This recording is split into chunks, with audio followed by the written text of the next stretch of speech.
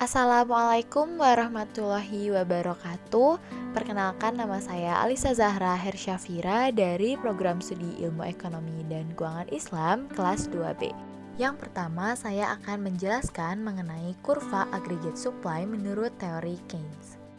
John Maynard Keynes, yang juga dikenal sebagai bapak dari makroekonomi modern, mempunyai salah satu pendapat yang sangat penting, yaitu bahwa perekonomian swasta pada dasarnya adalah tidak stabil dan penuh dengan ketidakpastian.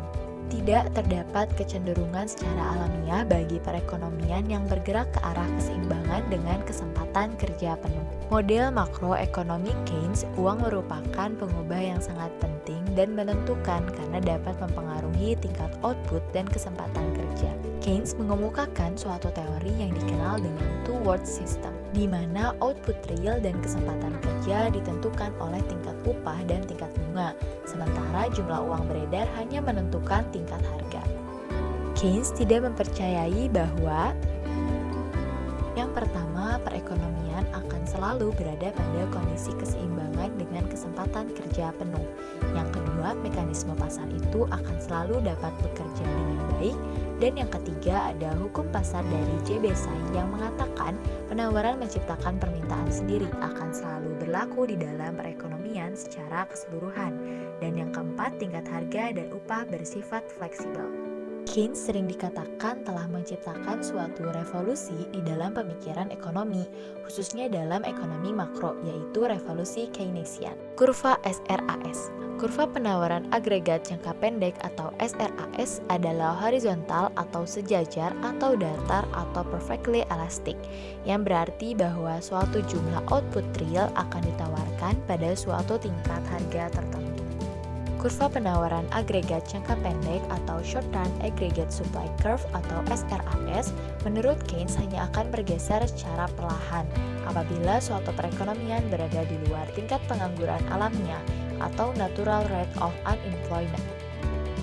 Secara grafik, pandangan kaum klasik dan Keynes tentang penawaran agregat dapat digambarkan sebagai berikut.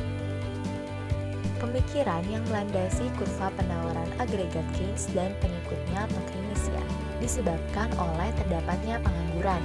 Perusahaan dapat memperoleh sebanyak mungkin tenaga kerja dengan tingkat upah yang berlaku.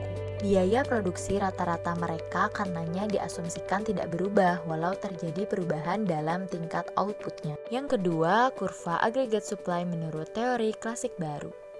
Salah satu tokoh yang mengemukakan pendapatnya adalah A.W. Phillips. Pada tahun 1958 menjadi profesor di London School of Economics. Menerbitkan suatu studi mengenai ciri-ciri perubahan tingkat upah di Inggris dalam periode 1861 sampai 1957. Studi tersebut meneliti sifat hubungan di antara tingkat pengangguran dan kenaikan tingkat upah. Terdapat suatu sifat hubungan yang negatif atau berbalikan di antara kenaikan tingkat upah dengan tingkat pengangguran. Kurva Phillips telah memberi gambaran yang berguna mengenai pertalian di antara perubahan tingkat upah dan tingkat pengangguran. Kurva itu dapat digunakan sebagai suatu titik tolak untuk memahami bentuk yang lebih realistis dari kurva penawaran agregat.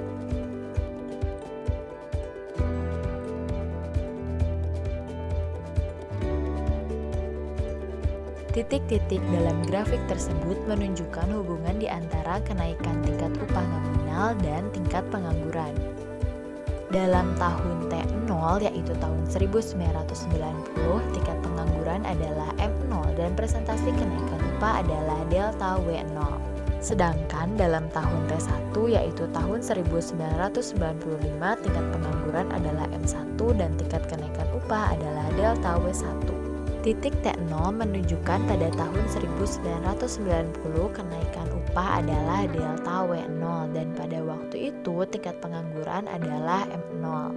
Titik T1 menunjukkan pada tahun 1995 besarnya kenaikan upah adalah delta W1 dan pada tahun yang sama tingkat pengangguran adalah M1. Langkah untuk memahami bentuk kurva aggregate supply yang lebih realistis, yang pertama adalah perlu ditentukan sifat hubungan di antara tingkat upah dengan tingkat kesempatan kerja. Yang kedua, ada ditentukan pula hubungan di antara tingkat harga dengan pendapatan nasional real. Gambar ini adalah gambar grafik secara sederhana. Kurva dari Phillips menunjukkan bahwa semakin kecil tingkat pengangguran, maka semakin tinggi tingkat kenaikan upah.